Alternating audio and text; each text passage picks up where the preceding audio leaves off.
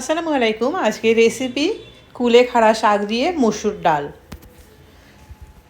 এখানে আমি কুলেখাড়া শাক নিয়েছি এক আঁটি। শাকগুলো খুব ভালোভাবে বেছে নিয়েছি, নিয়ে এখন বেছে এবং খুব ভালো করে ধুয়ে নিয়েছি। তারপর শাকগুলো একদম কুচি কুচি করে আমি কেটে নিচ্ছি। আমি এখানে শাকের আগার অংশগুলো নিয়েছি, যেগুলো খুব শক্ত সেগুলো বাদ দিয়েছি। আর কুলেখাড়া শাকের প্রচুর উপকার, যাদের রক্ত কম এবং জয়েন্টে ব্যথা, এগুলো কিন্তু কুলেখাড়া শাক খেলে অনেকটা উপশম হয়। আর নিয়েছি কিছুটা মসুর ডাল, এখানে কিছু মশলা নিয়েছি। এখন রান্নার জন্য প্যানে দিয়ে দিলাম এখানে সর্ষের তেল। সর্ষের তেলে দিয়ে দিচ্ছি এখানে দুটো মিডিয়াম সাইজের পেঁয়াজ। পেঁয়াজটা আমি হালকা ভেজে নিচ্ছি।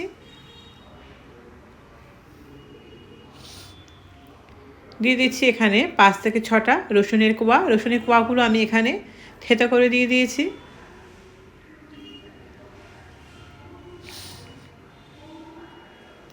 এখন দিয়ে দিয়েছি 2 থেকে 3টে চেরা কাঁচা লঙ্কা এবং একটা বড় সাইজের টমেটো। এখন এটা মশলার সঙ্গে হালকা একটু ভেজে নিচ্ছি।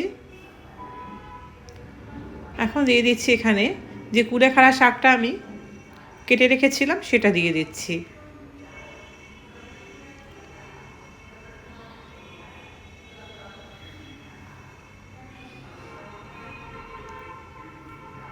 তো এখন শাকটা খুব ভালো করে মশলার সঙ্গে আমি একটু কষিয়ে নিচ্ছি।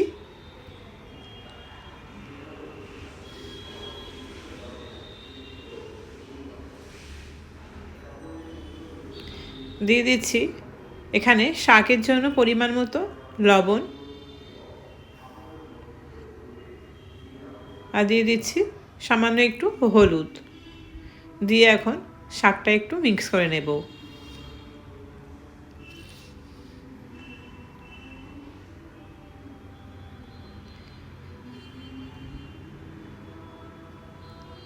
তো শাকটা মিক্স করা হয়ে গেছে। শাক থেকে এবং টমেটো থেকে যে পানিটা বেরোবে তাতেই শাকটা অনেকটাই সিদ্ধ হয়ে যাবে। এখন ঢাকনা দিয়ে ঢেকে কিছুক্ষণ আমি শাকটা রান্না করে নিয়েছি। শাকটা অনেকটাই গলে গেছে এবং টমেটোগুলোও গলে গেছে। আবার একটু খুব ভালো করে মিক্স করে নিচ্ছি এবং টমেটোগুলোও ঠিক এভাবে একটু ভেঙে ভেঙে দিয়ে দিচ্ছি। আমি আগে থেকে যে মসুর ডালটা ধুয়ে সিদ্ধ করে রেখেছিলাম, সে সিদ্ধ মসুর ডালটা এখন অ্যাড করে দিলাম। দিয়ে শাকের সঙ্গে খুব ভালো করে মিক্স করে নিচ্ছি। এই রেসিপিটা কিন্তু খুবই হেলদি এবং টেস্টি। দিয়ে দিচ্ছি এখানে ডালের জন্য পরিমাণ মতো লবণ, হলুদ। দিয়ে দিচ্ছি এখানে ধনের গুঁড়ো দেব, আর দিয়ে দেব একটু জিরের গুঁড়ো আর হাফ টেবিল চামচের মতো কালো গোলমরিচের গুঁড়ো। মশলা দিয়ে খুব ভালো করে আমি এখন মিক্স করে নিচ্ছি। মসুর ডালে যেমন প্রোটিন থাকে, তেমনি এই কুলেখাড়া শাকেরও কিন্তু খুব উপকার আছে। তো এখন দিয়ে দিচ্ছি সামান্য একটু পানি, যেহেতু এটা একদম পানি পানি ভাব হবে না, গ্রেভি মতো হবে, তো সেই জন্য পানির পরিমাণটা একটু কম দিচ্ছি। পানিটা অবশ্যই গরম পানি দিলাম এখানে, কারণ গরম পানি দিলে টেস্টটা ঠিকঠাক থাকে। তো ঢাকনা দিয়ে ঢেকে কিছুক্ষণ রান্না করার পর এখন উপর থেকে দিয়ে দিচ্ছি ভাজা জিরে এবং গোলমরিচের গুঁড়ো।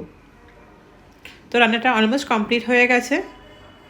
এখন আমি একটু নেড়ে দেখাচ্ছি, দেখুন এই টেক্সচারটা ঠিক কেমন এসছে। তো আমি প্লেটে সার্ভ করে দেখাচ্ছি। তো এই মসুর ডাল দিয়ে কুলেখাড়া রেসিপিটা কেমন হয়েছে কমেন্টে কিন্তু অবশ্যই জানাবেন। ওকে, বাই, দেখা হচ্ছে নেক্সট রেসিপিতে।